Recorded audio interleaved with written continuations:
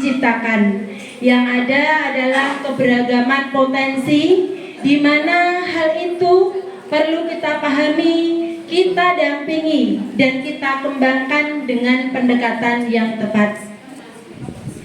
Pendidikan inklusif bukan sekedar menerima perbedaan anak-anak, tapi bagaimana juga nanti menghadirkan sistem, strategi, dan hati yang siap untuk pendidik membersamai anak-anak dengan kebutuhannya.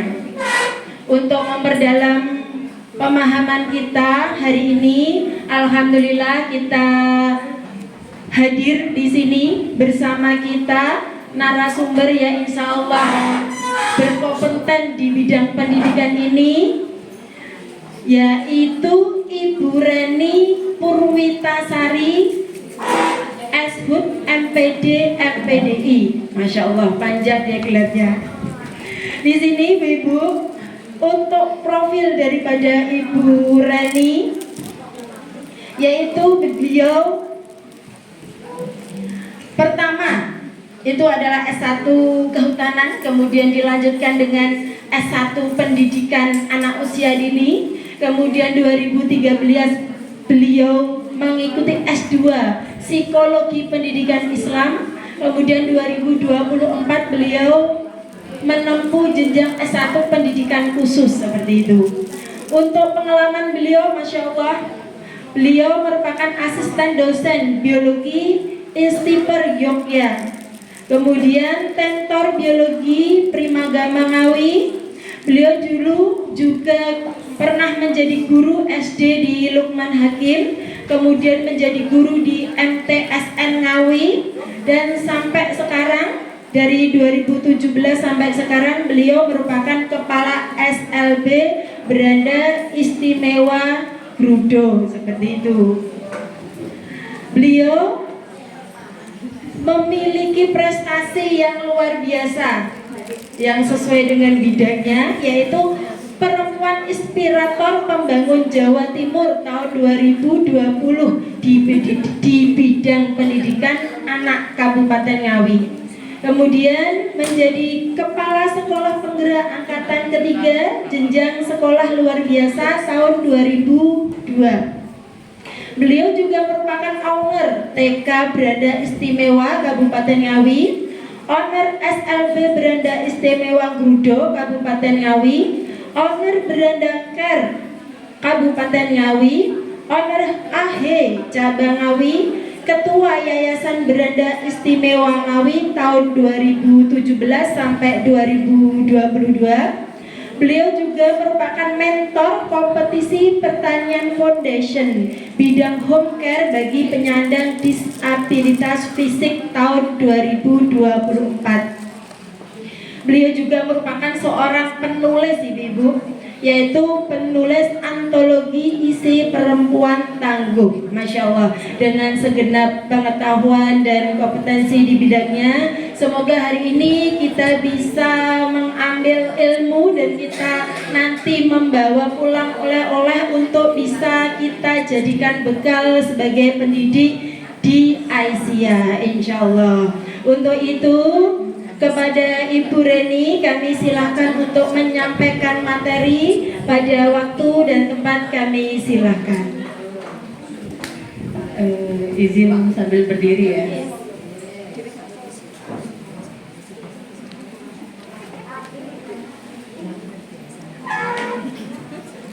Bismillahirrahmanirrahim. Assalamualaikum warahmatullahi wabarakatuh. Waalaikumsalam warahmatullahi wabarakatuh. Yang terhormat Ibu Ketua Pimpinan Daerah Aisyah, ya, beserta pengurus, serta bunda-bunda Igaba ya, bunda-bunda guru TK ya. Oh ya, bunda-bunda dari TK, SD dan RA serta KB se-Kabupaten Ngawi. Alhamdulillah, puji syukur kita panjatkan atas kehadiran Allah Subhanahu wa taala. atas berkat rahmat dan hidayahnya sehingga kita semua bisa berkumpul di sini dalam kegiatan belajar bersama ya tentang penanganan anak berkebutuhan khusus di sekolah. Bapak Ibu, tadi sudah diperkenalkan saya. Nama saya Reni, tapi saya sering dipanggil Bunda Reni di sekolah karena itu adalah panggilan untuk guru, panggilan untuk orang tua yang ada di Beranda Istimewa. Bapak Ibu, di sini saya membawa tim. Ada Bu Rosa, ini adalah pengajar untuk terapi wicara dan okupasi terapi di SLB Beranda. Baik Bapak Ibu, tadi sudah perkenalan singkat tentang saya. Nah, Bapak Ibu, di sini saya bukan hanya seorang guru, tapi saya juga orang tua ya. Yang punya anak spesial itu anak saya, ya, anak istimewa saya, yang bisa membuat saya bisa berdiri di sini. Saat ini usianya 17 tahun, ya, terus sudah remaja, kemudian terkena rubella kompleks, mata lahir dulu tidak bisa melihat total, gangguan pendengaran berat, dipakaikan implan koklea, jantung bocor, dipakaikan alat. Jadi anak saya anak emas ya. Ya, tapi itu tidak membuat saya berkecil hati, justru membuat saya semakin semangat untuk bisa memberikan ilmu atau menularkan ilmu yang telah saya dapatkan atau pengalaman yang sudah saya dapatkan. Kemudian saya terapkan juga di lembaga saya yang saya dirikan sejak tahun 2017 ya. Dan juga saya tularkan juga kepada guru-guru, baik itu mulai dari jenjang KB sudah, TK, SD, SMP, yang SMA yang belum ini, ya, yang ada di Kabupaten Ngawi.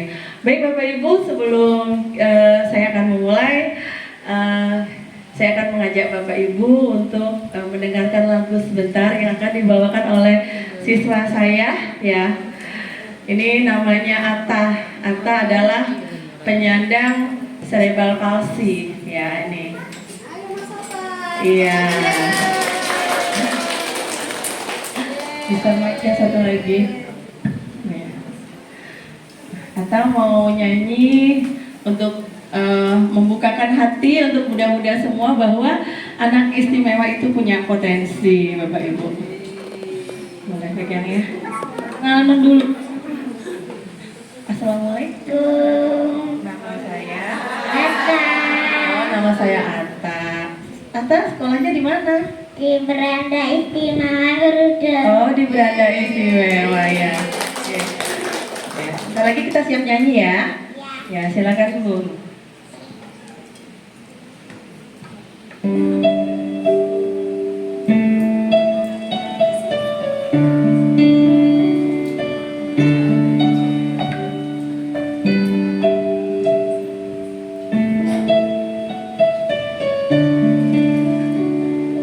Bersinar kepada cahaya yang selalu beriku penerangan.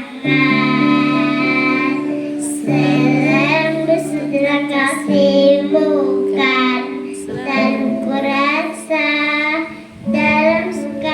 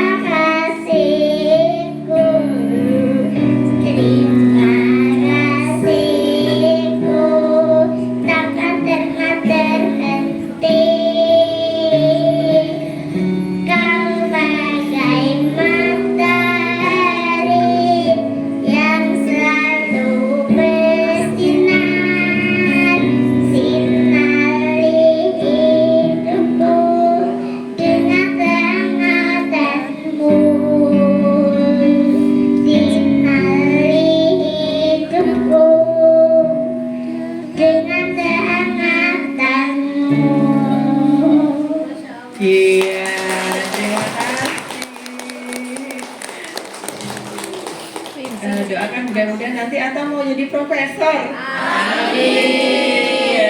Iya. Iya. Dadah.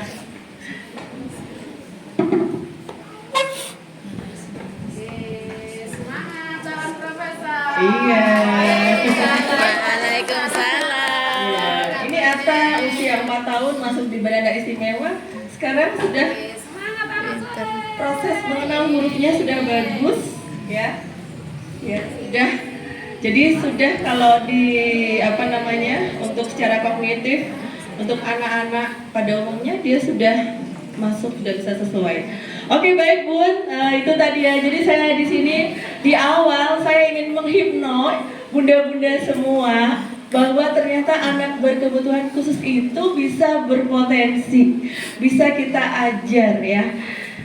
Oke, next. Nah, Bapak Ibu, siapakah yang dikatakan anak berkebutuhan khusus? Oke, anak berkebutuhan khusus adalah anak yang memiliki hambatan atau keunikan apa saja fisik. Misal tadi seperti Ananda Atta, ya. Apalagi mungkin pada anggota gerak atas tangan mungkin tidak punya tangan ataupun tangannya tidak berfungsi. Oke.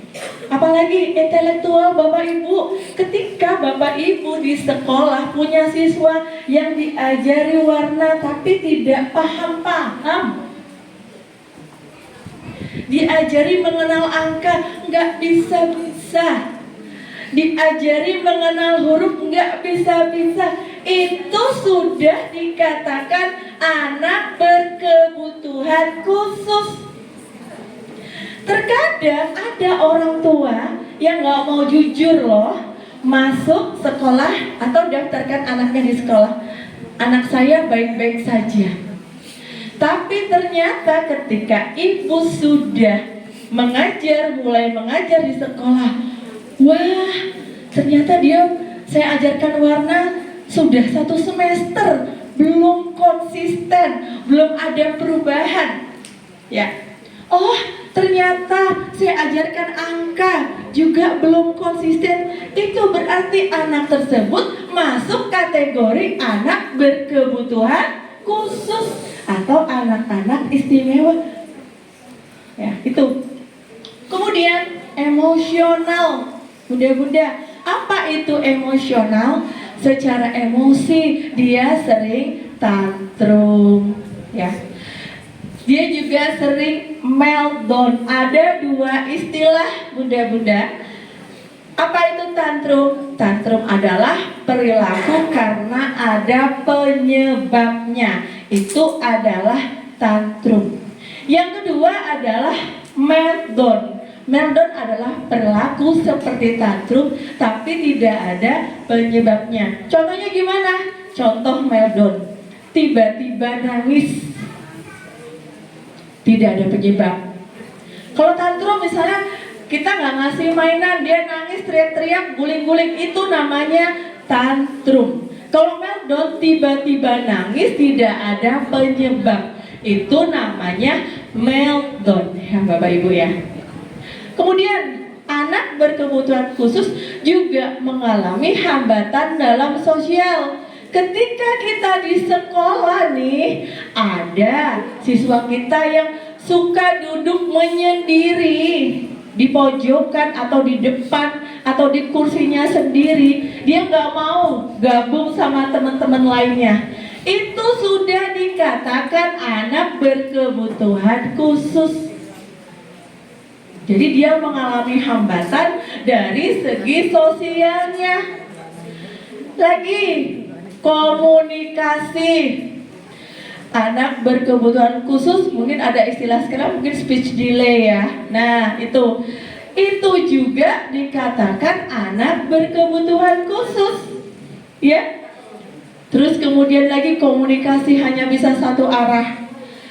Kemudian ada lagi berkomunikasi dengan menunjuk atau gestur ya. Itu juga dikatakan anak berkebutuhan khusus. Sebenarnya berarti apa Bapak Ibu Bunda-bunda? Di sekolah kita tuh ada nggak sih ABK-nya? Ada. Semakin kesini bunda-bunda, anak berkebutuhan khusus jumlahnya semakin banyak. Berarti kita di setiap lembaga harus betul-betul menyiapkan SDM kita. Jangan pernah mengeluarkan statement gini, siswa dan orang tua datang mendaftar, mohon maaf ibu, di tempat kami tidak ada SDM-nya. Kami tidak bisa melakukan pembelajaran untuk anak ibu. Sehingga anak ibu nanti kalau saya ngajar, ibu masuk ya ke kelas, ibu dampingi anak ibu sendiri ya. Atau anak ibu nanti ketika belajar, kalau dia nggak mau masuk ke dalam kelas, silakan di luar. Misalnya gitu, main di luar nggak apa-apa. Itu salah. Ketika sekolah berani atau siap menerima anak-anak istimewa atau anak-anak berkebutuhan khusus, berarti sekolah tersebut sudah harus menyiapkan SDM-nya, menyiapkan bagaimana cara pembelajarannya. Ya, itu bukan cuma untuk anaknya, orang tuanya juga. Ya, harus sama program di sekolah dan program di rumah itu ya. Nah itu. Jadi untuk anak berkebutuhan khusus ini memang pendekatannya tidak bisa sama bunda-bunda dengan kita mengajar dengan anak yang tanpa hambatan. Itu sangat berbeda jauh ya. Jauh sekali. Next. Nah, jadi ketika kita punya siswa berkebutuhan khusus di sekolah, bunda-bunda berarti harus menyiapkan untuk gurunya dulu. Satu, apakah gurunya masih jijian? Ada anak spesial ngeces, ngiler, meludah-ludah, maaf ya yang lagi makan, ya, ngompol, BAB di tempat, misalnya, ya. Nah, itu kita kuatkan dulu. Mungkin untuk guru TK biasa ya, ya, sangat biasa ya, ya, ya, begitu ya. Nah, itu yang pertama disiapkan juga emosinya bunda. Mengajar anak istimewa itu emosi kita diturunkan serendah mungkin ya. Kalau misalnya dia nyobek salah, oh nggak apa-apa ya. Jadi jangan kita anaknya buang barang kita emosi, kita teriak, nggak ada gunanya, nggak ada untungnya. Ketika kita ngajar anak istimewa kita marah, nggak ada untungnya, yang ada uban tambah. Ya, jadi ketika siswa saya menjatuhkan barang, oke, nggak apa-apa, ayo kita ambil, gitu aja. Salah, nggak apa-apa, kita ulangi. Jadi sabarnya itu harus sabar banget. Ya, kita terkadang sama anak nggak sabar ya. Iya, saya juga guru bunda. Tapi sekarang sabarnya saya mengajar dengan sabarnya saya ke anak sama. Itu karena saya mengajar anak berkebutuhan khusus. Itu otomatis akan mengikuti. Jenengan akan lihat ketika jenengan megang anak istimewa setiap hari, itu akan berubah dengan sendirinya. Kayak gitu. Yang kedua adalah menghargai perbedaan pasti ya. Kita tidak boleh bunda ketika di kelas kayak nggak mau sama anak ini, sukanya nyubit-nyubit misalnya, nyakar-nyakar ya, meludah-meludah misalnya, ngiler-ngiler, jijik gitu misalnya. Lah itu kita harus menghargai dulu. Oh, setiap anak ini punya hambatannya berbeda-beda, nggak sama ya. Oke. Itu. Kemudian yang kedua adalah berorientasi pada potensi. Bun, kalau kita punya anak istimewa jangan dilihat yang jeleknya terus. Kadang udah ngajar ngumpul nih guru-guru ya. Aduh, tadi anak itu manjat-manjat lemari. Terus sudah itu cerita ngumpul. Orang tua yang telepon, Bun gimana anak saya? Aduh Bun, manjat-manjat lemari dari tadi. Bun, kalau nyampaikan ke orang tua yang baik-baik, Bun. Orang tua itu sudah pusing di rumah, tambah jenengan kasih kalimat negatif, ya. Nah, sampaikan yang enak. Bunda, tadi bisa duduk 5 menit, luar biasa. Nah itu, tadi bisa, misalnya ngikuti sholat. Nah itu, sampaikan yang baik-baik dulu, ya. Jadi ada kebanggaan tersendiri bagi orang tua yang menitipkan anak di lembaga bunda-bunda semua, ya itu ya. Kemudian kesabaran tadi pasti konsisten, Bunda. Nah, misalnya nih, Bunda kalau di sekolah ngajari warna merah, ngajarkan warna.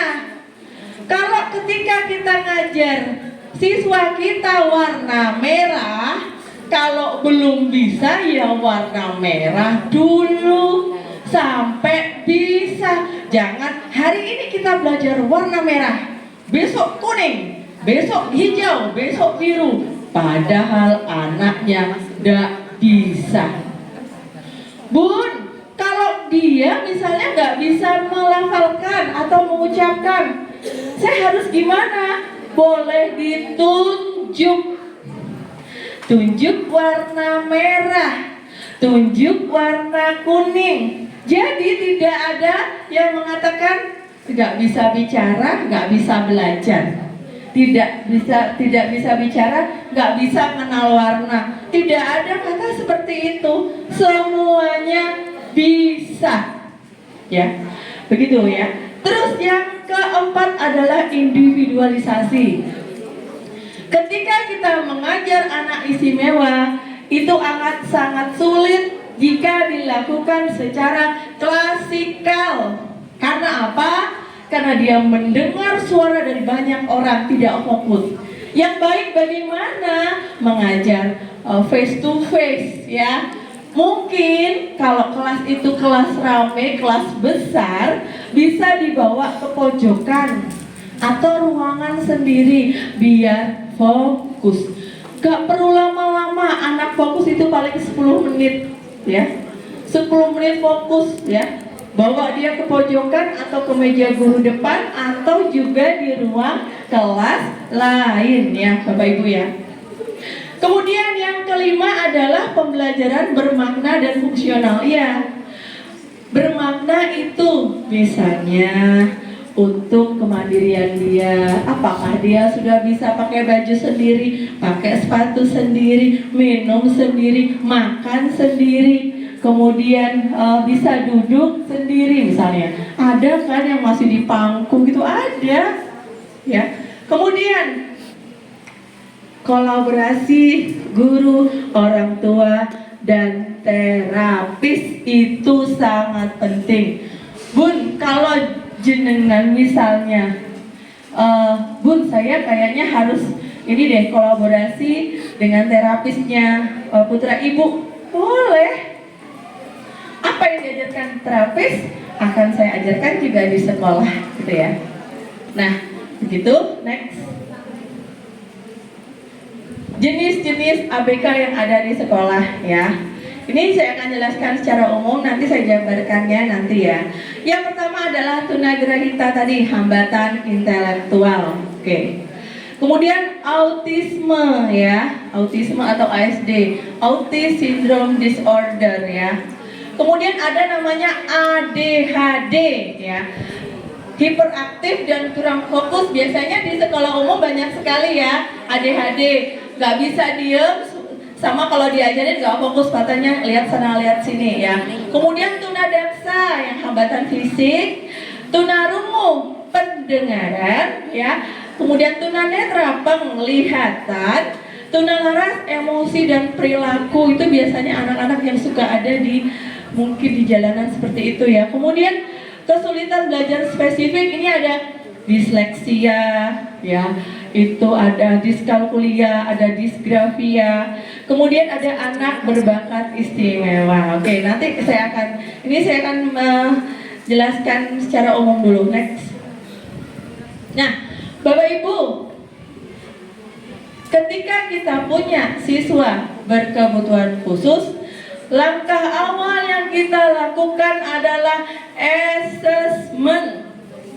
Ya, assessment bisa dilakukan oleh guru di sekolah, bisa juga meminta bantuan dari mungkin dari psikolog ya, untuk penegakan diagnosa juga. Bisa juga mungkin bekerja sama dengan SLB sebagai pusat sumber. Jadi sekolah luar biasa adalah sebagai pusat sumber bagi anak berkebutuhan khusus yang ada di daerah setempat.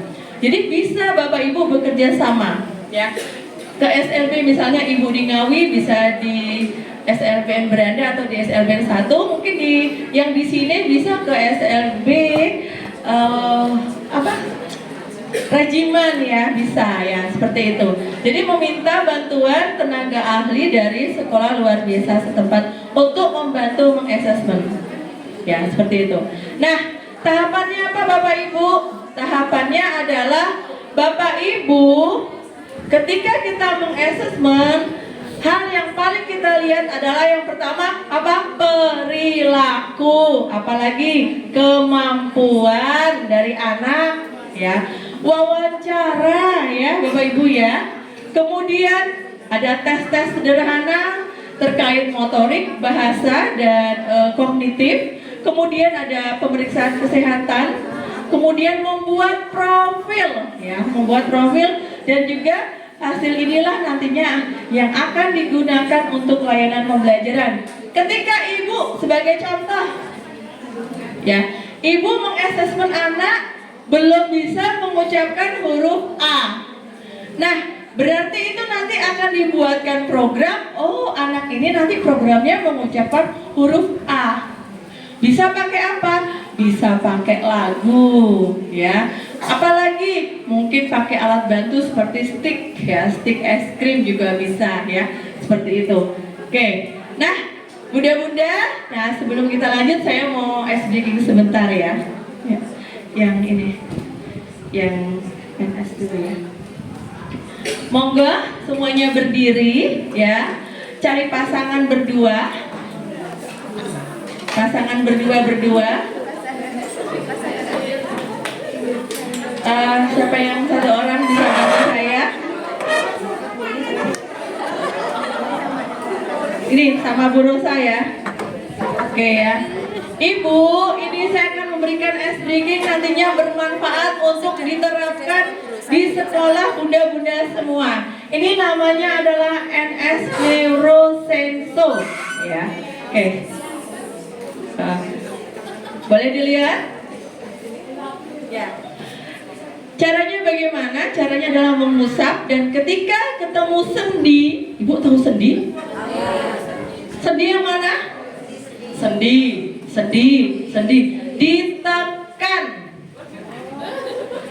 Ya, maaf Bu. Nah, ini diusap, ini ditekan. Oke? Sudah. Diusap dan ditekan beda ya Bu ya? Iya. Oke, sudah ya. Sekarang Rosa. Pertama, ya, maaf ya Bunda ya. Raba, mata, hidung, telinga. Ya. Sudah? Turun sampai pundak, tekan. Oh enggak, Ibu diam aja, maaf. Ini, ya. Ayo Bun, ulang. Ibu lihat dulu, lihat dulu di depan ya, lihat. Ayo Bu Rosa, perhatikan. Ibu lihat dulu. Dari atas. Atas mana?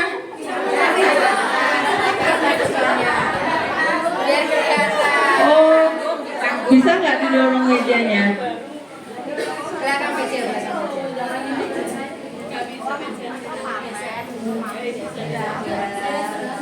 Nah ini, ya. Berarti harus naik ya. Ayo. Oke. Kita mulai dari atas. Pegang mata, hidung, telinga kena semua.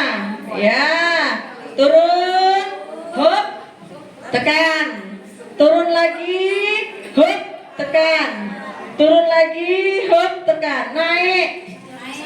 Tekan lagi, naik lagi, tekan, turun. Tekan, kanan sedih. Lagi, lutut, tekan. Pergelangan kaki, tekan. Oke. Coba. Berusaha muter ya. Coba, tolong, ayo. Ayo mulai dari wajah. Ayo, usap. Oh, maaf ya. Ibu lihat saya. Ibu lihat saya ya. Lihat. Nah.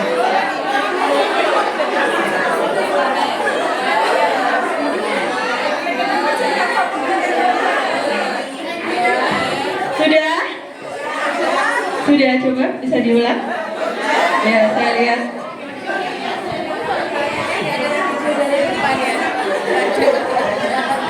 Ibu, ini bisa untuk anak hiperaktif, anak kesulitan belajar. Dilakukan setiap pagi. Sebelum sekolah dimulai. Pembelajaran dimulai, ya. Belum selesai, Bu. Setelah di depan, nanti di belakang juga. Amit. Ya. Sama caranya. Ayo. Nah, terus. Iya, terus. Bawah lagi. Iya, lagi. Oke, ke atas. Iya. Ke atas. Bu, tidak boleh lompat. Iya. Kita tidak boleh lompat ya. Iya, oke. Terima kasih. Iya. Silakan duduk kembali.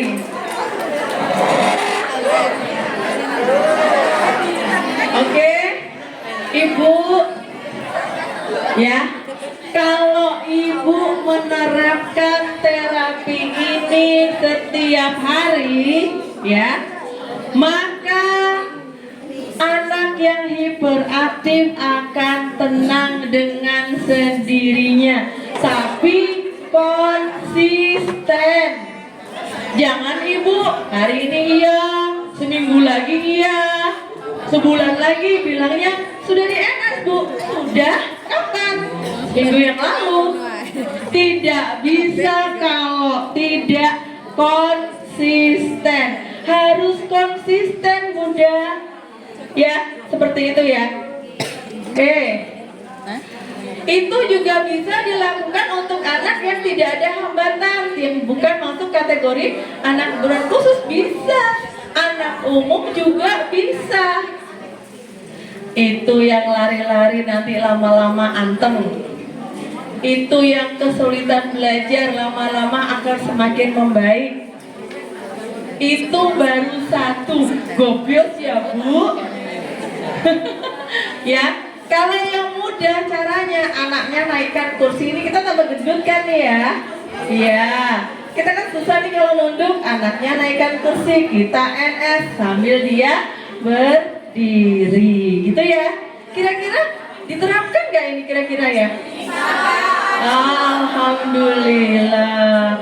Ya. Jadi harapan saya nanti nih pulang dari di sini bisa diimbaskan ke lembaga masing-masing ya. Bisa, karena apa? Ini nanti Bu, kalau kita punya anak istimewa, ngajarnya sudah enak. Kita mudah nggak? Mudah banget kan ya. Awalnya memang susah, menerapkan itu memang sangat sulit sekali. Ada loh Bu, murid saya yang geraknya setiap 2 detik, Ibu bisa bayangkan. Nyubitnya setiap 2 detik. Nah, seperti itu. Nyubit sampai berdarah-darah. Ya. Ini dulu saya bekas hitam-hitam nih. Nah, tanda cinta. Jadi kita punya salep khusus Bu kalau di SLB. Salep bekas cakar. Nah, nanti sembuhnya cepat 1 hari sembuh. Tinggal keringnya aja. Oke, kita lanjutkan. Next. Yang kedua Bu. Halo Ibu. Oke. Penyusunan PPI, program pendidikan pendidikan atau penyusunan program pendampingan individu. Kalau kita punya anak istimewa, kita nggak bisa buat RPP yang sama seperti kita buat RPP pada umumnya. RPP-nya harus sifatnya disederhanakan.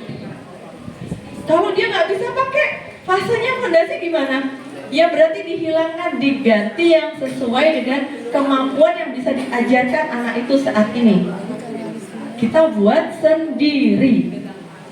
Sama nggak Bu? Prosesnya sama, caranya sama, cuma lebih sederhana saja. Misalnya Ibu mengajarkan warna-warna. Nah, kita nggak tulis warna-warna, mengajarkan misalnya materinya warna merah, ya udah merah. Yang diangkat di RPP itu merah semua, gitu ya. Jadi sebenarnya sama, malah lebih mudah mengajarkan anak istimewa daripada mengajar anak-anak pada umumnya sebenarnya. Ya. Lebih mudah, lebih enak sebenarnya. Mungkin karena saya sudah menjalani ya. Oke, kemudian di dalam PP itu ada data anak, ada hambatan dan potensinya, kemudian ada target jangka pendek, jangka panjang, ada strateginya juga, caranya gimana, ada media alat bantu, dan tentunya ada penilaian yang hasilnya bagaimana. Nah, itu adalah poin-poin yang ada di PPI tadi atau RPI. Nah, itu nanti ada tambahan untuk rapot bagi yang punya anak istimewa. Nggak cuma lembaran rapot yang ada foto, ada narasi gitu ya, biasanya ya. Nah, itu juga harus ditambahkan ini namanya PPI yang dalam bentuk tabel itu ya di sini. Ada data anak apa bagian atas, kemudian hambatannya apa ya, kemudian targetnya nanti di sebelah kiri target ditulis ini, terus sampai media, kemudian baru penilaian. Nah seperti itu. Ini tambahannya Bu. Jadi dia tidak bisa, misalnya dia tidak bisa mengikuti atau tidak sesuai dengan rapot pada umumnya, diberi tambahan ini untuk menguatkan, lebih mendetailkan. Oh, kemampuannya sampai sini nih, gitu ya. Next, saya izin minum ya.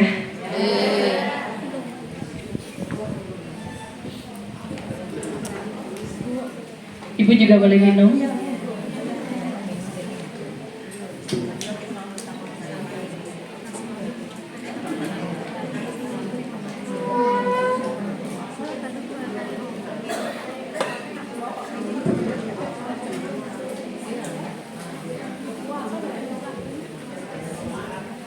Oke. Nah, tadi sudah ya. Nah, sekarang kita akan telusuri ya, Bu ya. Yang pertama adalah tunagrahita atau hambatan intelektual. Yang tadi saya bilang kalau belajar nggak bisa-bisa, diajari angka, huruf, warna juga nggak bisa-bisa. Nah, anak tunagrahita dia memiliki IQ di bawah rata-rata. Standarnya kan biasanya 70 ke bawah itu ya, di bawah rata-rata, jadi sekitar 70 ke bawah. Itu adalah ciri yang pertama ya. Kemudian yang kedua, dia kadang lambat dalam belajar membaca ya. Kemudian menulis juga berhitung. Kemudian juga membutuhkan waktu yang sangat lama, tahunan misalnya. Kemudian juga kemampuan sosialnya juga terbatas dan membutuhkan pengulangan. Jadi anak istimewa itu mengajarnya harus pengulangan, konsisten Bu ya. Dan itu semua harus terjurnal Bu. Kalau punya anak istimewa, ngajarnya dicatat Bu. Jurnal siswa namanya. Hari Senin, tanggal sini ngajar apa, Selasa ngajar apa, Rabu ngajar apa. Konsisten nggak ditulis. Jadi kita juga nggak cuma hanya memberikan materi aja, enggak, tapi harus terjurnal semuanya ya.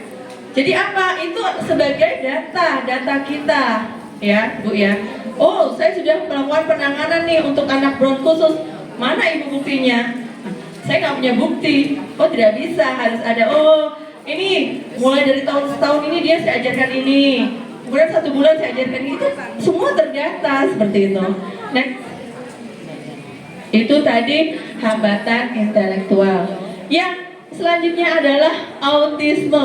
Autisme lebih dikenal dengan ASD, ya. Autism Syndrome Disorder, ya. Nih, Bu, anak-anak dengan autisme itu mengalami hambatan komunikasi, ya. Terkadang anak-anak dengan autisme ini atau ASD ini bahasanya tuh tidak seperti bahasa anak-anak pada umumnya. Bahasanya lebih apa, Bu? Lebih singkat kalau bicara, ya. Kayak ketus gitu, kadang juga ada yang seperti itu, ya. Jadi kalau kita punya siswa yang kayak bicaranya ketus, itu nggak bisa, Bu, kita marah yang sopan dong, nggak bisa. Karena memang sudah dia pembawaannya seperti itu, ya. Ya. Yang bisa apa? Dikasih stimulasi, misalnya kegiatan-kegiatan untuk supaya anak itu lebih sabar, itu akan berpengaruh, ya. Kemudian yang kedua adalah interaksi sosial, pasti ya. Dia suka duduk sendiri, dia nggak mau gabung dengan teman-temannya. Itu autisme, ya. Kemudian dia tidak mau melakukan kontak mata. Dia nggak mau melihat kita, nggak mau. Tapi dia akan tahu bunda naruh mainan di mana, naruh jajan di mana, dia tahu. Dia cuma melihat satu lirikan. Nah, dia akan tahu bunda nyimpen kunci di sana. Cara buka pintu, dia akan dengar bunda melangkah. Itu anak-anak ESD itu sangat peka. Dia akan belajar dengan cara melihat. Saya tidak pernah mengajari anak saya membuka kunci, tapi dia bisa karena dia melihat. Dicobanya kunci itu satu-satu, Bu. Saya juga tidak tahu. Karena kalau anak-anak, ya, misalnya ada hal-hal yang berbahaya, itu wajib kita hindari, ya, Bu, ya. Next, selanjutnya adalah perilaku berulang. Suka ketemu siswa tiba-tiba nggak disuruh tepuk tangan sendiri, lompat-lompat, ketawa-tawa, steaming, playing, tepuk tangan, ya, gitu, ya. Kemudian apa lagi? Memutar benda. Misalnya benda dilihat putar gini, nih. Kipas angin ke kanan dilihat, terus ke kiri lagi. Jadi sampai kipas angin itu bergerak 20 kali dilihatnya. Apalagi lampu hidup mati, hidup mati, hidup mati, sampai berulang-ulang. Kalau dia belum puas, dia tidak akan berhenti dicarinya barang itu, ya. Jadi anak istimewa itu cerdas, anak ASD, anak autis itu cerdas, ya, Bu, ya. Pintar, cerdas, dia tahu. Kita tidak bisa bohongin dia, makanya kita harus lebih pintar, ya, sebagai guru, ya. Kemudian apa lagi? Kemudian menyusun benda. Mobil disusun banyak, bongkar lagi, susun lagi, bongkar lagi. Itu ASD, autis itu, ya. Apalagi takut suara blender, tutup telinga. Bu, kalau anak takut suara blender, kita biarkan takut terus? Enggak, tetap kita ajarkan, dengarkan suara blender, ya, dengarkan terus. Tapi dengan cara, pakai caranya gimana? Yaitu dari volumenya yang kecil, besar, besar, besar. Jadi suara blender ibu rekam, suara apa blender? Ih, gak apa-apa kan dengar suara blender. Ngapain tutup telinga kan? Pinter. Jangan lupa kasih reward, Bu, anak-anak spesial, ya. Tapi jangan makanan, ya. Nanti kebiasa, ya. Rewardnya adalah reward sentuhan. Tas, pinter, hebat, jempol, sentuh pada, pinter, ya. Gitu, dielus juga boleh, ya. Jadi bisa reward verbal dan non verbal. Oke. Kemudian apa lagi, Bu? Dia juga nggak suka dengan cahaya. Ada yang suka cahaya, ada yang nggak suka cahaya, ya. Kemudian lagi anak ASD, anak autis nggak mau ibu dipegang-pegang ini, mana mau, tidur karena kita suka meluk ya. Saya nih meluk anak saya. Usirnya saya. Jangan pegang-pegang, intinya gitu. Tangan saya di jano. Iya, kadang kan biasa ibu, oh sayang, bobo, mana mau, bobo ya nak ya, nggak mau. Jadi ibu kalau ada anak-anak istimewa di kelas, ada yang risih dipegang dari kecil dia tidak mau, ya. Kemudian ada juga yang dia mengalami keterlambatan bicara ya. Jadi autis itu kompleks ya Bu ya. Ada yang hiperaktif juga dia ya. Kompleks lengkap sekali. Next. Selanjutnya ADHD yang saya bilang tadi banyak di sekolah itu adalah gangguan hiperaktif ya. Anak yang nggak bisa diem, jalan terus, dan gangguan fokus ya. Attention ya, hiperaktif ya. Kemudian nah ini memang nggak bisa diem, ada Bu caranya. Dia nggak bisa diem kan? Ajak keluar sekalian. Ayo, APE yang di luar itu naik semua. Ayo lari-lari sama bunda sekalian. Jadi sekalian dia. Jadi kalau di tempat saya Bu, mau masuk sekolah itu terapinya neurosenso tadi ya. NS. Terus itu anak-anak wajib naik ayunan, perosotan, jalan titian, merayap. Itu sama lompat-lompat itu trampolin ya.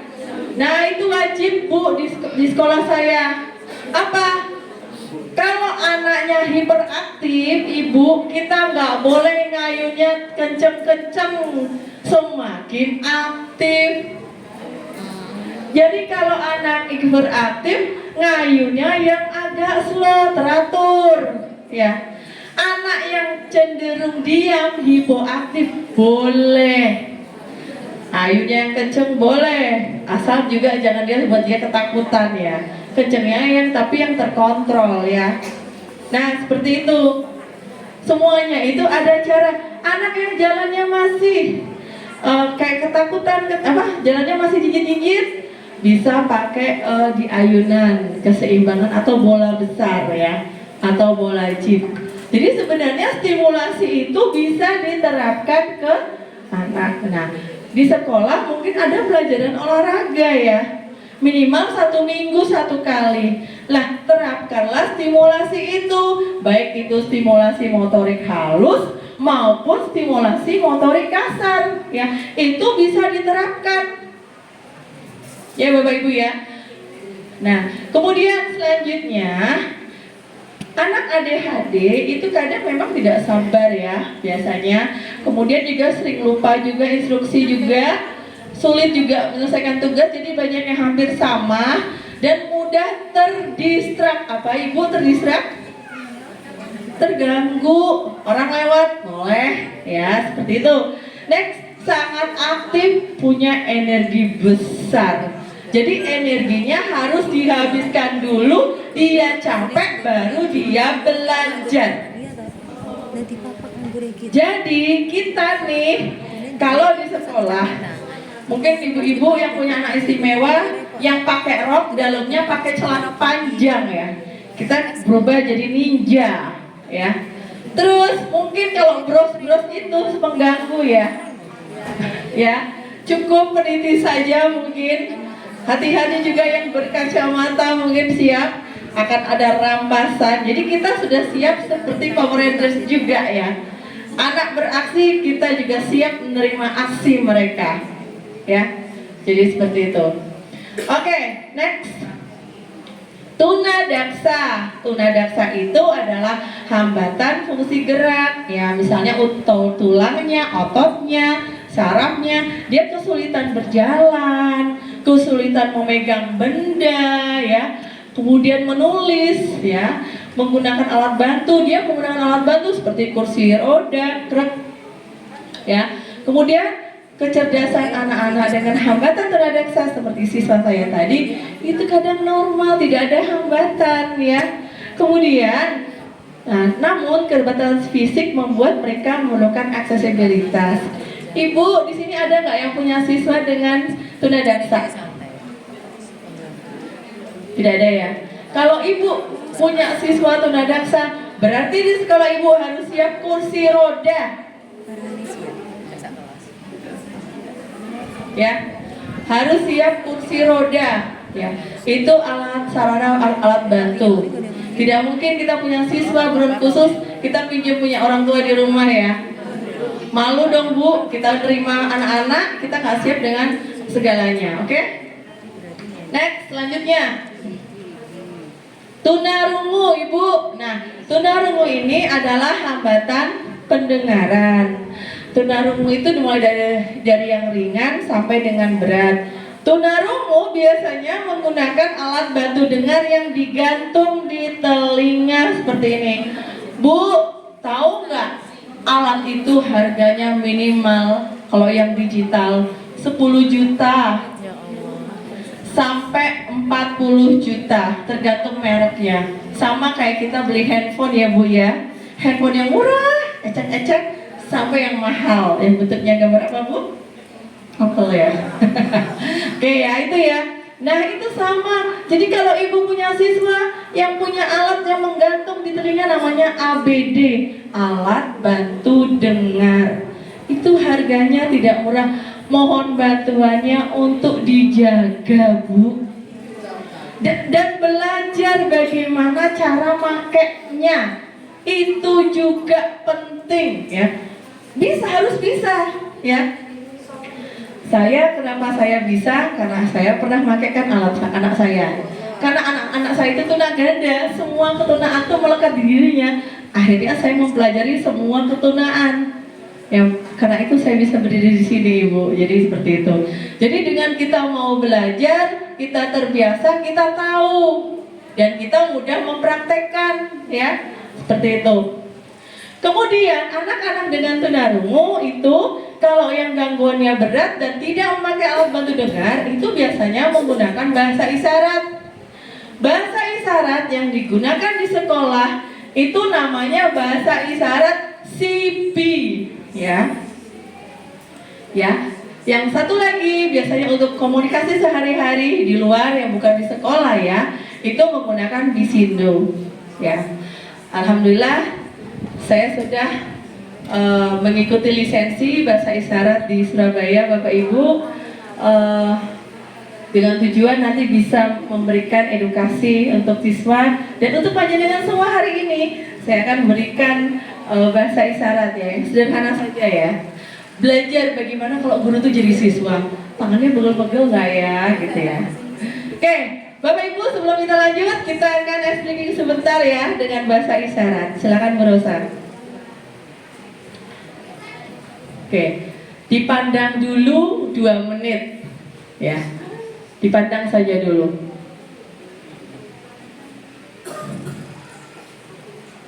Nah, besarkan bisa? Tuh. Nah ini, sederhana saja. Silakan dipandang 2 menit sambil saya minum ya.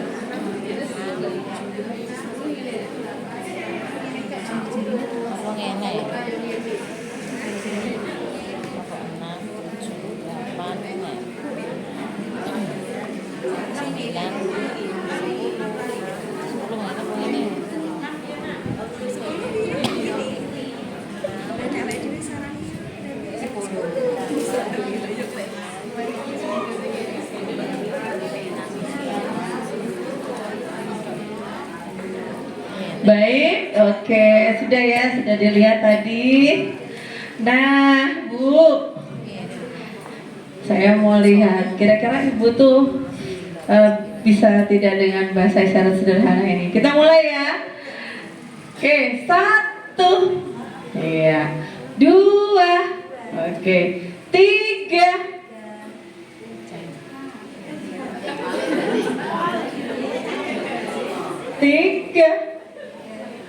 4, 5, oke, 6, ya, 7, 8, 9, 10, 10, putar dikit, 10, iya, oke ya, coba matikan Bu Rosa. Coba Bu Rosa hipnotikan. Sudah? Oke, sekarang 1, 2, 3, 4, 5, 6, 7, 8, 9, 10. Iya. Ibu bisa bantu saya? Ayo Ibu, tanggal lahir ya Bu ya. Depan Bu. Nah, Ibu ini tanggal lahirnya tanggal berapa? 11 apa? 11 Agustus ya. Terus tahun 85 ya udah. Karena saya baru ngajarnya 1 sampai 10. Nek 11 tuh berarti gimana Bu? Iya, nggak apa-apa. Agustus Bu. Itu 8. 7, 8, 8. Ya. Tahun berapa Bu? 900 85. Oke, terima kasih. Oke, mikir ya Bu. Iya. Gimana murid kita Bu? Anak didik kita sama. Kalau Ibu boleh nggak saya coba? Oke. Tidak usah takut salah Bu. Salah nggak apa-apa. Saya tidak makan orang kok ya. Oke, lahir tanggal berapa? Coba 27. Terus bulan? Oh, muda ya. Pinter milih yang muda. Tahun Bu? 2001. 00. Oke, terima kasih. Ya, sip ya. Ah, bisa nih. Angka oke. Kita cepet-cepet ya. 10. 9. 8, 7, 6, 5, 4, 3, 2, 1. Iya, oke, sip. Good job. Nah, kita ngajar siswa pengen cepat. Lah, kita juga kadang lambat. Itulah yang dialami anak-anak istimewa. Ada yang daya tanggapnya cepat, ada yang lambat atau lama ya. Kebu ya. Oke ya, lanjut ke materi Bu Rosa. Nah Bu, jadi betapa sulitnya anak istimewa itu untuk bisa atau memahami satu hal, dan itu tidak instan ya, itu tidak instan. Kalau ibu bisa ngajar anak itu akhirnya sama atau mendekati anak pada umumnya, itu ibu hebat. Bilang saya Bu ya. Ya. Oke, sekarang tunarungu tadi, sekarang tunanetra ya. Oke. Oh, sebentar tunarungu Bu, ada lagi Bu alat yang canggih. Ini kemarin saya masakkan anak saya di RSN Jakarta. Namanya implan koklea nih. Tempurung kepalanya di apa ya? Digergaji kali ya. Digergaji, terus dipasang koklea buatan manusia, seret diimplan, terus dikasih dari luar ini magnet ya, tertempel, kalau ditempel di kepala tertempel, ada baterai dari luar. Nah, itu alat bantu implan koklea. Ada yang pakai kabel dan nggak pakai kabel. Semakin nggak pakai kabel, semakin mahal. harganya berapa? 250 juta. Ya Allah. Nah, itu Bu. Ya, itu jadi betapa kita harus bersyukur dengan keadaan kita. Kita tidak boleh melihat kemana Bu? Atas, nggak sampai-sampai ya. Lihat ke bawah, oh saya masih sehat ya. Oh saya masih diberi murid yang bisa saya kondisikan ya. Nah seperti itu. Selanjutnya adalah tunanetra, gangguan penglihatan ya. Gangguan penglihatan ini ada yang low vision sama total. Saya izin untuk ibu yang memakai kacamata ya. Maksudnya Bu, ibu itu bisa dikatakan berkebutuhan khusus. Karena menggunakan alat bantu tidak apa-apa. Saya ini berkebutuhan khusus saya. Jari manis saya nggak bisa lurus. Nah, orang lurus kan, ibu lurus. Saya nggak bisa Bu. Saya berkebutuhan khusus juga, nggak apa-apa. Cuman kita bisa menghandle, ya. Misalnya kita tidak bisa melihat dekat, kita pakai kacamata, ya. Saya juga min kok Bu, tenang aja ya. Nah, saya juga berkhusus untuk mata, tapi memang nggak pernah saya pakai Bu, ya. Karena saya lebih memilih duduk depan daripada saya harus pakai kacamata, ya. Bukannya apa Bu, suka diambil anak saya, ya, gitu ya. Jadi gitu Bu, jadi ada namanya low vision, ada namanya total. Total itu sama sekali tidak bisa melihat bahkan sedikit cahaya pun. Kalau low vision itu masih bisa dibantu kacamata yang min atau plus ya, atau min plus, nggak ada itu Bu ya.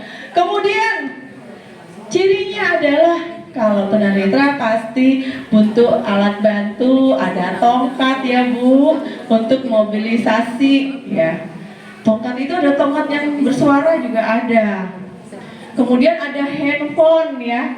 Handphone untuk khusus tunanetra aplikasinya yang ada juga ya. Kemudian menggunakan huruf braille ya. Huruf braille ya. Itu susah Bu.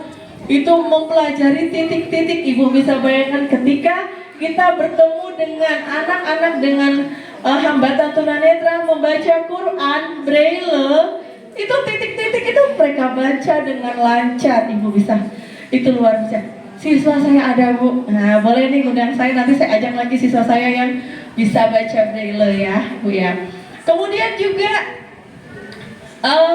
nantinya mereka itu harus mandiri. Jadi siswa saya meskipun tunanetra, dia ke kamar mandi sendiri, ke kelas sendiri, masuk ke kelas sendiri, tahu dia sudah Bu, dia sudah hafal karena indranya tuh sangat tajam ya. Kita aja baru merem dikit lampu mati udah heboh. Lampu mati, oh nggak bisa jalan ini, nabrak nih ya, itu kita heboh. Gimana dengan penyandang tunanetra yang gelap selamanya Bu, ya? Nah saya juga punya siswa tunanetra yang pintar nyanyi ya Bu ya, pintar nyanyi, pintar ngaji ya, pintar sholawat ya.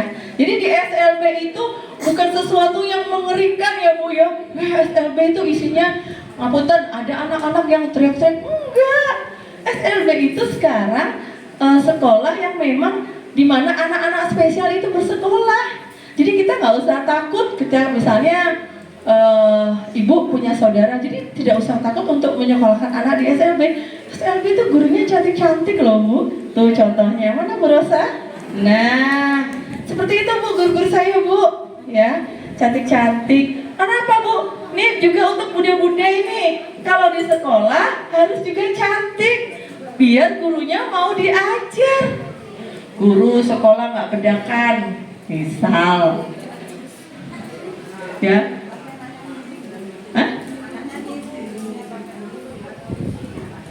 Kita sampaikan pakai lipstick. Nanti kalau udah dewasa ya, nah seperti itu. Gitu ya. Oke, sekarang next. Nih tunalaras Bu, ini yang sangat berbahaya sekali ya. Ini yang sampai agresif itu ya, sampai yang bisa membunuh tuh bisa. Ini tunalaras ya. Nah ini biasanya dia tuh sulit, anaknya membangkang, sulit sekali untuk mengikuti aturan ya, itu tunalaras ya. Next.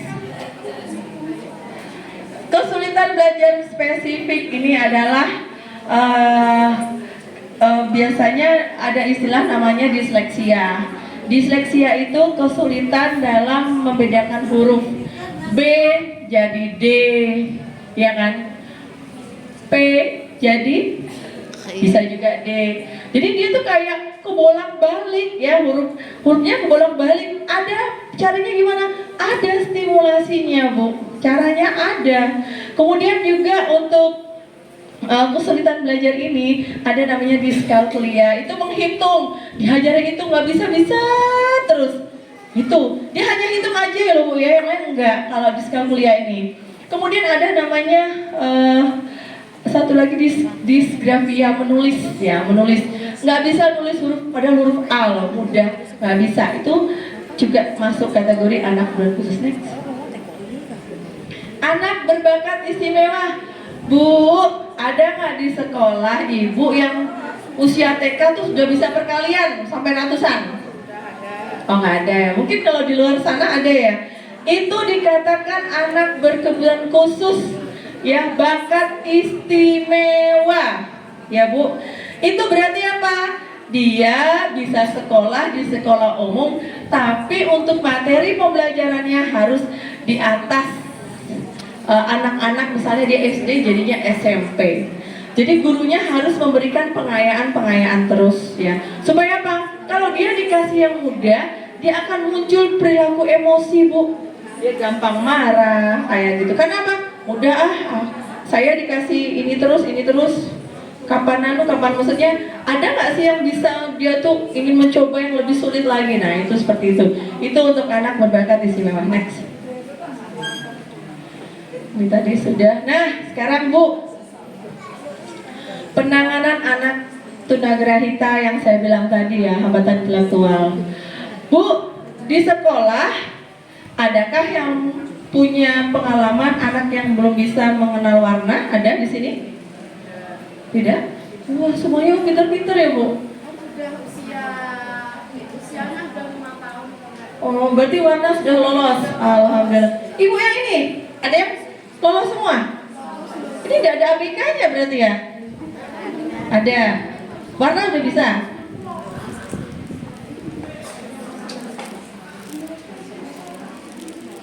Oh, fisik ya. Telinganya lebih tinggi dari? Oh, Down syndrome. Iya. Ya. Ada yang di sini belum bisa warna? Oke. Ibu lakukan apa selama ini? Boleh pinjam mic satu lagi?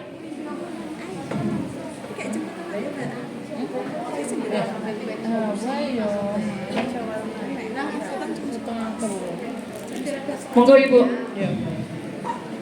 Mumpung ada saya bantu.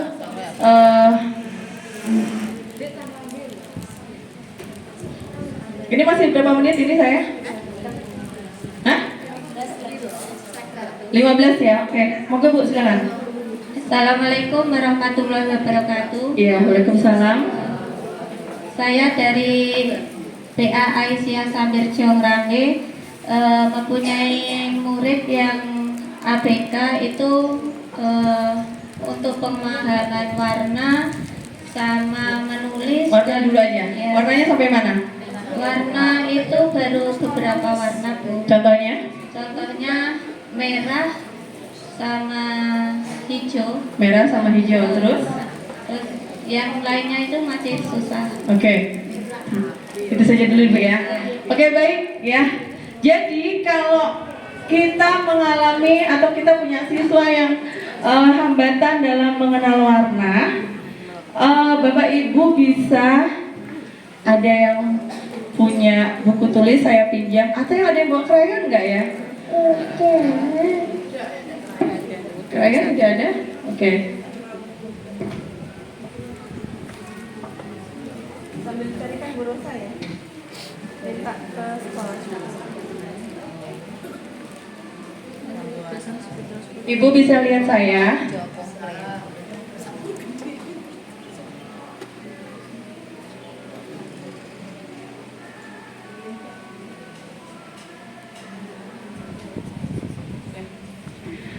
Ini contoh saya mau warnai krayon di sini warna merah. Ini warna kuning. Ya. Buat seperti ini. Dicetak print ya. Merah seperti bendera, kuning seperti matahari. Caranya ngajarnya, lihat. Nah, ngajarkan anak istimewa juga pakai instruksinya beda, Bu. Kita gunakan bahasa Indonesia ya. Lihat. Warna merah seperti bendera, merah seperti bendera. Mana merah? Ya, tunjuk lagi, tunjuk merah, lagi merah. Mana merah? Mana merah ya? Mana merah seperti bendera? Nih pinter. Jadi kita harus ada visualnya, ya. Merah seperti bendera. Gambarlah warna merah putih di sini, merah nih. Oke, misalnya warna merah sudah konsisten. Kita pakai buku ini udah konsisten, kita pakai benda nyata. Baju merah, APE balok merah, ya. Apalagi tas merah, ya. Jilbab merah, lipstik bu guru merah. Oh iya nggak apa-apa, Bu.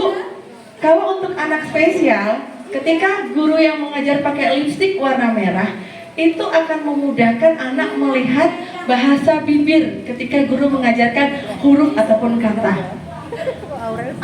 Kelihatan Bu, betul, itu betul Ibu, betul sekali. Jadi ketika guru pakai lipstik, guru putri ya, bukan putra ya, mengajarkan mengucapkan huruf A, itu ada Bu, artinya maknanya ada. Jadi makanya kita tuh harus yang rapi, tampil di depan anak, yang menyenangkan anak. Ibu akan dicari, ibu akan dikangenin, ya.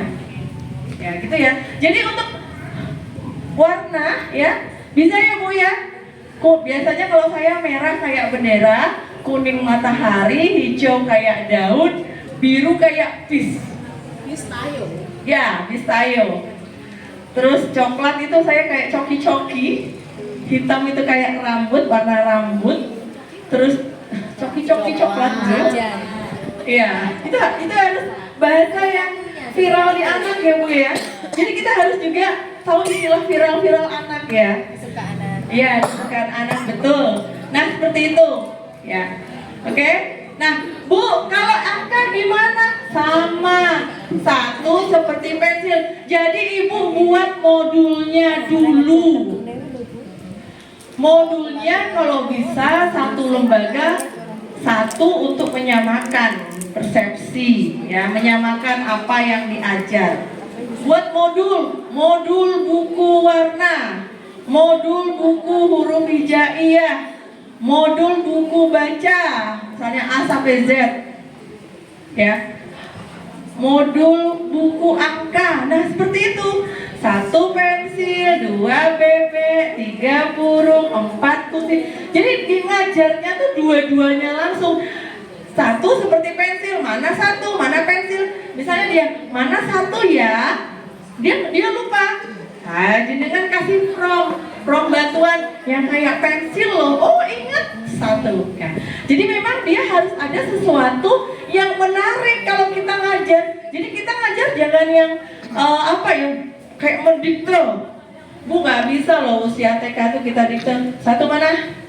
2 mana? Kadang kalau kita capek ngajar asisten 10 ya, 1 kelas ya. Ribut sana sini lari. Ada anak spesial 1, ya udah kena ininya deh. Mana 1? Nggak bisa, Ibu ngajar setahun ya nggak akan bisa. Kalau dia dikasih visual, nah murid saya di belakang itu saya kasih visual. Mana yang ngaji toh? Kayak, oh dia langsung bilang toh.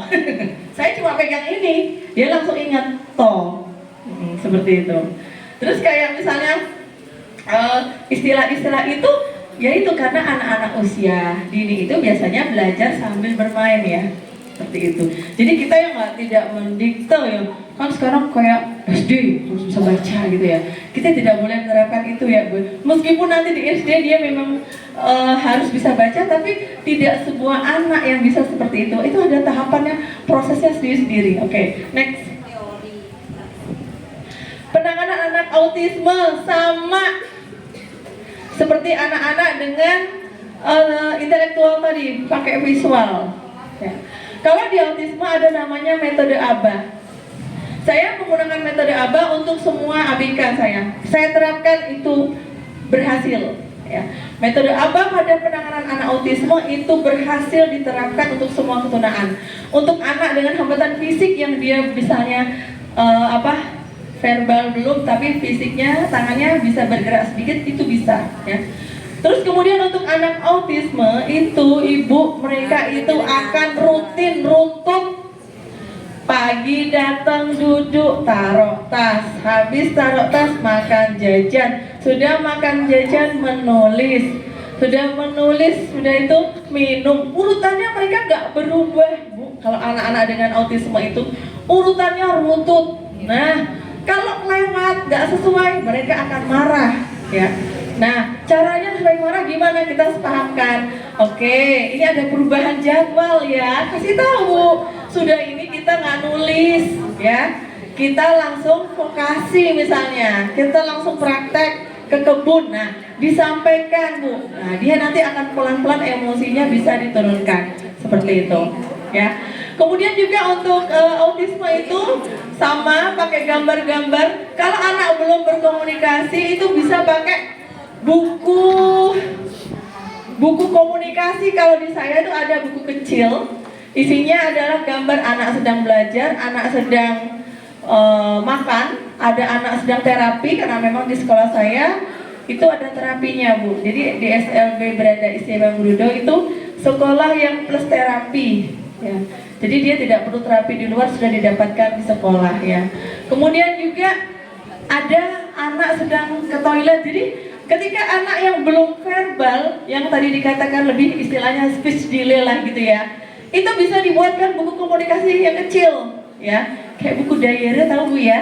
Buku diary itu ibu coba mau kemana, mau apa, tunjuk gambarnya yang mana. Oh, mau pipis, tunjuk sini. Oke, ibu antar, ayo kita pipis. Nah, seperti itu. Jadi ya, kadang Bu, betul, anak ingin sesuatu kita nggak tahu, dia teriak-teriak, dia marah-marah, dia guling-guling, dia mukul-mukul ya, seperti itu. Next. Ya, anak ADHD ya, hampir sama tadi ya.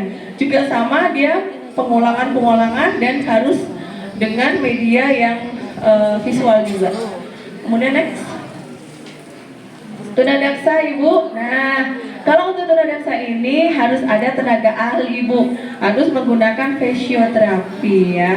Jadi fisioterapi yang membantu menggerakkan. Tapi boleh nggak Bu guru TK mengajarkan terapi untuk anak tunadaksa? Boleh, motorik misalnya. Ayo tangannya disenamkan. Nah, kakinya juga itu bisa kita terapkan yang ringan-ringan dan yang mudah-mudah ya. Kemudian anak-anak tunadaksa ini biasanya ada yang harus pakai sepatu AVO, tahu Bu? Sepatu AVO, sepatu dari besi ya. Pakai back slap di tangan ya.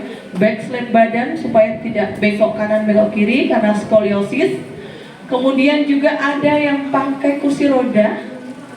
Ada yang pakai walker ya. Kayak seperti itu.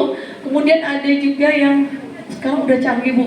Ada modelnya robot. Ya, itu di luar negeri Bu. Doakan ya, bisa sampai ngawin nanti robotnya. Amin. Ya.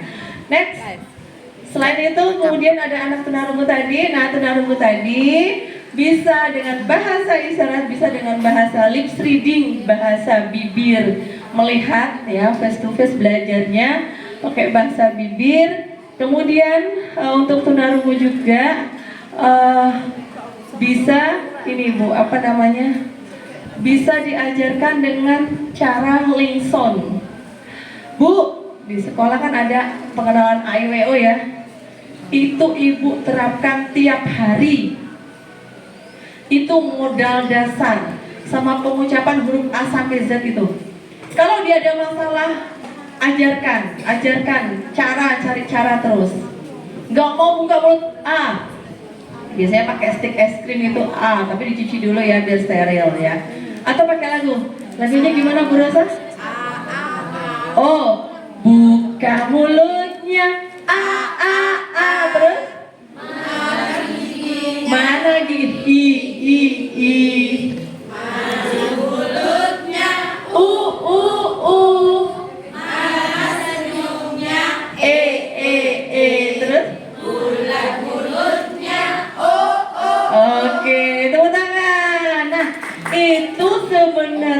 simulasi. Sebenarnya guru-guru PAUD itu terapis loh. Belum tentu guru SD mau ngelakuin kayak gitu, iya kan? Mana guru SD? Hah? Nah, ibu ngajar kelas berapa? Mana mungkin buka mulutnya a. Iya kan bu? Mana mungkin main balok, masukin balok cincin, meronce. Itulah terapinya. Anak yang nggak sabar suruh meronce. Anak nggak bisa pegang pensil, meronce, menjepit, sama main play-doh itu. Meremas, oke. SD nggak mungkin ada alat-alat itu, iya kan? Tapi di SLB itu ada. SLB dari jenjang TK, SD, SMP, SMA. Meskipun dia sudah SMA, tetap diajarkan terapi. Nah, seperti itu. Jadi SLB bukan hal yang menakutkan ya Bu ya. Orang zaman dulu tuh saya kadang mendengar ibu saya, termasuk ibu saya, takut di SLB. Terus ketika saya punya anak spesial dan saya mendalami SLB, tidak ada yang takut dengan SLB ya. SLB itu keren loh ya. Ya, karena membantu anak-anak istimewa. Dan besar harapan saya semua sekolah nanti pembelajarannya juga bisa menyesuaikan sama seperti SLB yang memiliki anak berkebutuhan khusus. Jadi anak itu nggak perlu sekolah ke SLB yang jauhnya jaraknya 1 jam. Wong di Rambe ada kok RA misalnya, TK Aisyah ada kok. Pembelajarannya sama seperti SLB, nggak perlu jauh-jauh, cukup sekolah di situ. Makanya sekarang pemerintah itu mewajibkan sekolah itu nggak boleh terima anak dan gurunya harus belajar. Saya dulu seperti ibu dari nol, tapi karena saya suka membelajar Bu, kata ibu saya gini, orang kok kuliah gak barbar. Bu saya, apa nggak pusing kepalamu kuliah terus? Enggak. Di otak saya sekarang nggak ada istilahnya mall. Seminar, workshop, oke. Ya. Sampai detik ini saya masih belajar.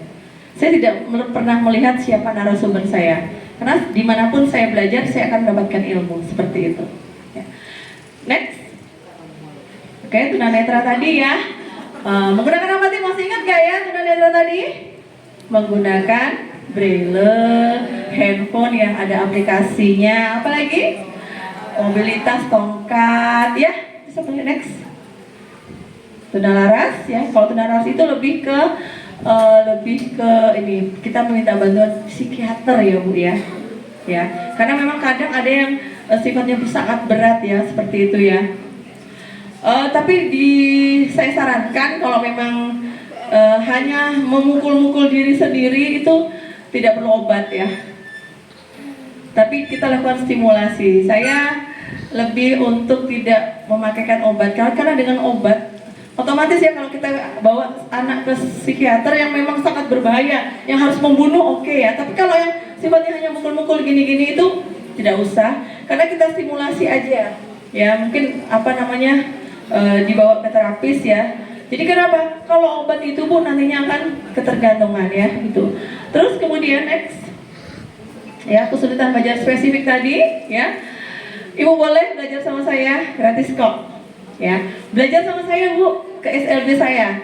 Bawa putra ibu, siswa ibu, Bu, pusing saya sama anak ini, gimana cara ngajarnya ya? Bawa ke tempat saya, boleh.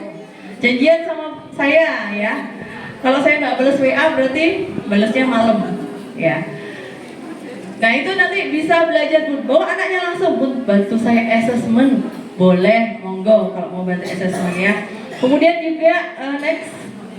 Nah ini anak berbakat istimewa ini ya, juga harus punya guru yang lebih kreatif. Next. Ya Bapak Ibu, anak berkebutuhan khusus adalah anak yang memiliki hak yang sama untuk berkembang dan mendapatkan pendidikan. Dukungan dari guru, keluarga, masyarakat, dan pemerintah sangat penting untuk mewujudkan pendidikan inklusif ya. Cukup mungkin ya dari saya. Mungkin untuk selanjutnya saya serahkan kepada moderator ya. Alhamdulillah, terima kasih pada Bu Reni. Ilmunya sakit dagingnya ibu ke salah dengan ilmu. Alhamdulillah. Nah, kita sampai pada sesi tanya jawab ibu-ibu. Bahwasanya ketika kita sudah bertemu Bu Reni di sini, emat rasanya kalau kita tidak memperdalam lagi, kemudian kita bisa meminta beliau terkait dengan masalah kita di sekolah, mesti ada banyak seperti itu. Nah, kami buka sesi tanya jawab. 2 penanya dulu, monggo angkat tangan, nama dan tempat, Ya, mungkin asal sekolah. silakan. Minta bantuan tim. Ya. Assalamualaikum warahmatullahi wabarakatuh.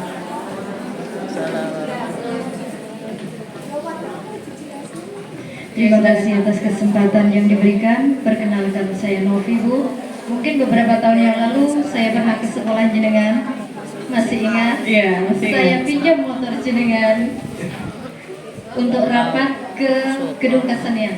Sekitar tahun 2023 kalau enggak 24. Iya, saya Salah ingat. satu murid saya juga jenengan, saya serahkan ke jenengan juga, soalnya ilmu saya belum nyampe kalau sama anak-anak yang berkebutuhan khusus yang luar biasa. Yang saya tanyakan, yang pertama, ada 2 murid di kelas kami, kelas KB, usia 3,5 tahun sampai di bawah 4,5 tahun. Yang pertama itu ada yang luar biasa, baterainya dia nggak pernah habis, Bu.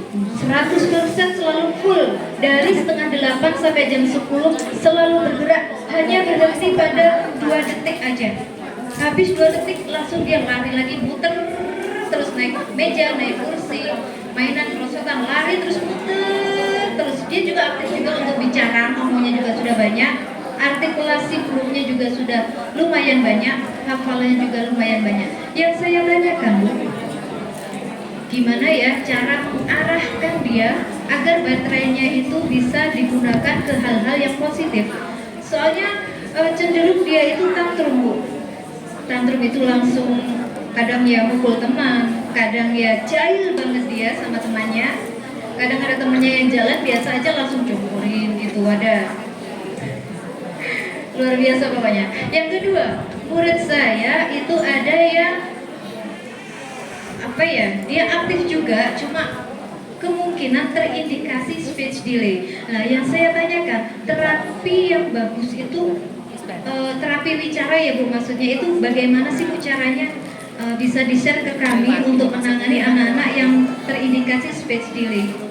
Serta ada beberapa juga yang termasuk autis sepertinya. Nah, itu terapi yang paling dasar yang bisa kami lakukan di kelas seperti apa, Bu? Terima kasih. Wassalamualaikum warahmatullahi wabarakatuh. Waalaikumsalam warahmatullahi wabarakatuh. Oke, baik ya. Saya beli lagi nih. Saya ingat Ibu dulu pernah pinjam motor saya, terus ke gedung kesenian. Saya ingat di tahun berapa ya, tapi saya masih ingat kok. Ya, Ibu, ada cara lagi untuk anak yang hiperaktif, yaitu namanya di blocking.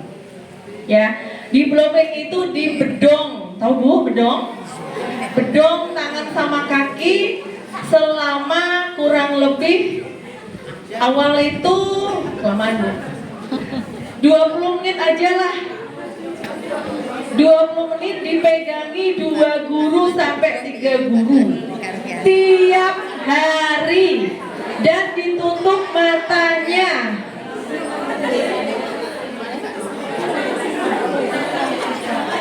Berarti ya Bu ya, enggak lama-lama. Tahu nggak Bu, guru SLB itu lama-lama jadi perkasa.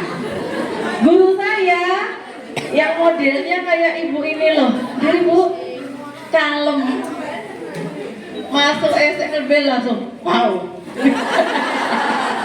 Bisa lompat, kecepatannya luar biasa ya. Kenapa? Sudah terbiasa menangani anak istimewa. Kalau siswanya nggak gerak banyak, dia bingung Bu, guru SLB itu. Iya, kayak kok tumbennya tenang-tenang ini pada ngapain nih? Kadang gitu. ada tamu tenang-tenang ya. Biasanya di kelas enggak seperti itu ya, seperti itu. Jadi di blocking ya Bu ya, blocking seperti di bedong ya. Ya, tangan sama kaki nggak bergerak, mata juga ditutup. Nah, itu untuk anak yang hiper yang nggak bisa diem tadi. Ditambah kalau pagi dihabiskan tenaganya dulu di outdoor, ayunan, perosotan. Tapi ingat, kalau anak hiper dorongnya tidak boleh kencang, harus gerakannya pelan terarah. Ya, Ibu siap blocking Bu? Oke, saya tunggu laporannya ya Bu ya. Siap. Yang kedua, sudah berasa? Ya, ya. Untuk yang stimulasi untuk anak bicara, pertama, jadi saya, jangan tanya aja, nggak usah pakai aku. Nggak usah.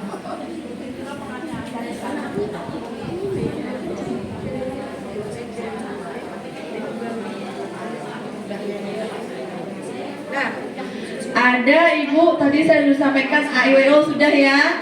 Pertama, ajarkan AIUEO itu tiap hari ya.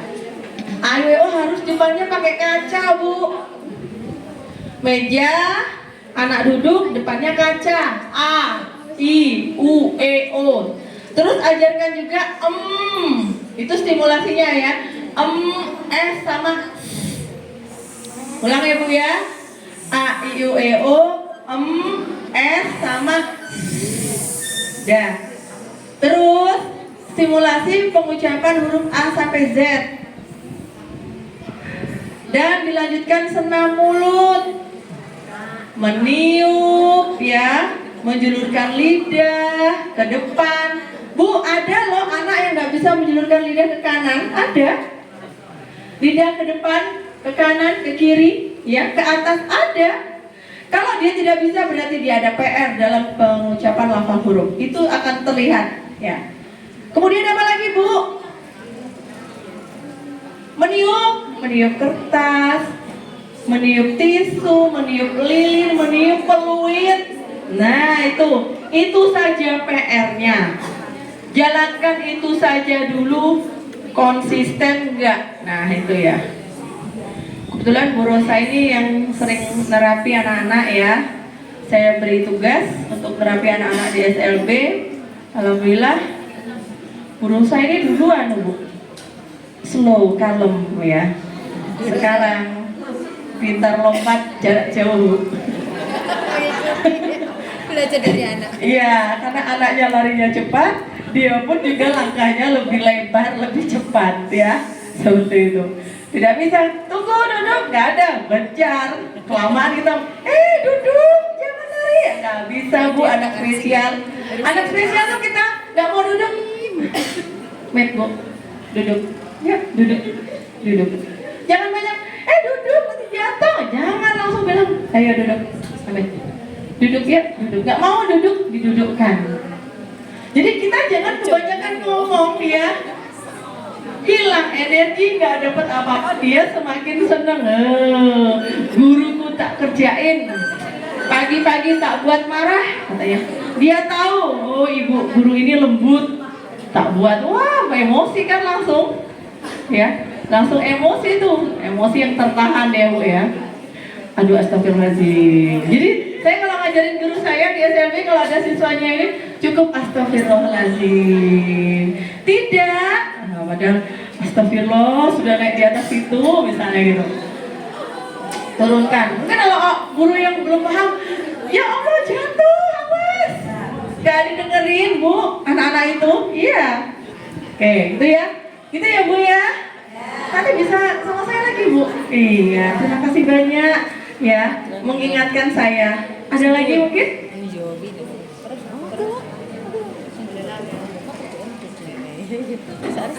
Pakai mic aja Bu. Nama saya Bu Laila dari PKI Siang Gunung. Oke. Kebetulan di lembaga kami ada anak yang meltdown. Ya. Nah, yang nangis tanpa sebab itu Bu. Iya. Itu bagaimana cara terapi awal di lembaga. Ya. Terima kasih. Baik. Untuk yang meltdown itu dilihat dulu. apa namanya, dari segi perilaku anaknya, ya. Jadi itu misalnya gini, satu bisa saja dia tidak nyaman dengan baju yang dipakai, terus juga makanan yang masuk ke mulut, ya, rabaan kursi yang dia duduki, kursinya kasar, jadi kayak ada gangguan sensorik di dirinya.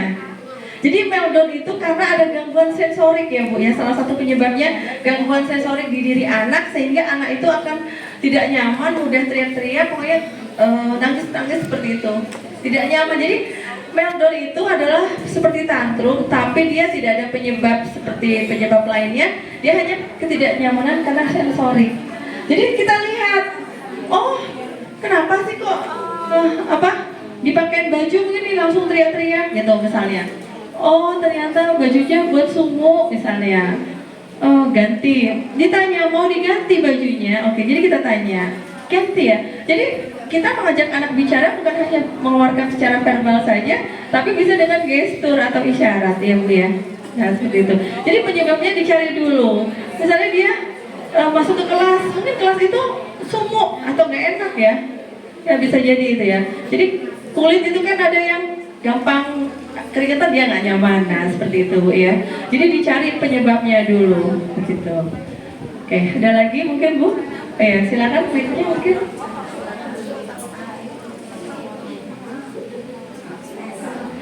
Saya sangat suka dengan ini, ada guru-guru Gen Z nih ya. Nah, guru Gen Z-nya ada berapa di sini? Jarang loh, biasanya guru TK itu Gen Z. Ya, Gen Z atau Gen Z istilah atau Gen Z ya. Nah, guru-guru Gen Z itu keren, luar biasa. Karena biasanya anak-anak Gen Z itu apa Bu? Mau yang serba instan, ya, serba enak, ya. Ya, Gen Z yang mau jadi guru TK itu luar biasa Bu. Ya, oke silakan Bu. Baik Bu, mau menambahkan, kebetulan saya punya murid yang speech delay. Mau menambahkan seperti tadi, seperti kata Ibu tadi kan, jikalau anak ingin mengutarakan sesuatu bisa ditunjuk nih. Ya. Sudah dibuatkan buku. Iya, buku komunikasi. Ya, jikalau anak itu seperti mau pipis, belum bisa mengutarakan. Iya. Bagaimana caranya anak itu bisa mengutarakan Bunda mau pipis? Oke. Begitu. Supaya bisa menuju itu belum paham. Iya. Oke. Iya. Itu saja. Iya. Terima kasih. Bu, buku tunjuk untuk komunikasi itu tidak asal buku tunjuk. Ketika kita mau mengajarkan atau mengajarkan anak komunikasi dengan buku tunjuk atau buku komunikasi, ajarkan dulu. Lihat, ini sedang anak belajar, mana gambar anak belajar? Nah, ini gambar anak belajar. Lihat, mana gambar anak sedang makan? Mana gambar anak sedang makan ya? Iya, ini oke. Jadi kita edukasi dulu dia. Nah, nanti ketika dia mengingat sesuatu, dia bilang, dia akan nunjuk, dia kan bisa Bu dengan sendirinya, karena dia bisa Ibu ajarkan terlebih dahulu sebelumnya. Jadi gambar itu Ibu lakukan kebiasaan setiap hari dulu, ya Bu ya. Nah itu nanti akan bisa Bu ya. Jadi Ibu dilihat juga apakah anak itu mengalami gangguan pendengaran atau tidak ya. Nah kalau dia tidak ada gangguan pendengaran itu bisa. Tapi kalau dia mengalami gangguan pendengaran itu harus menggunakan bahasa isyarat Bu. Ya, bahasa isyarat ada. Jadi untuk misalnya makan ya, minum, terus kemudian tidur, kemudian bergerak ya, kayak gitu. Ya, ada lagi Bu? Cukup? Ada yang lain lagi? Monggo. Dua penanya lagi. Sudah cukup Ibu? Oke.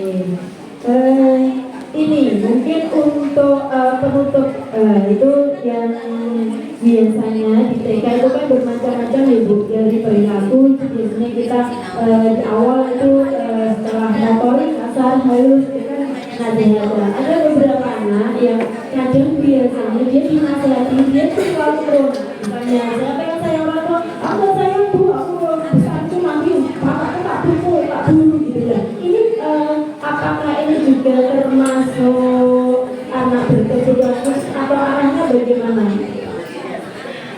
Misalnya ada anak gini, siapa yang sayang orang tua?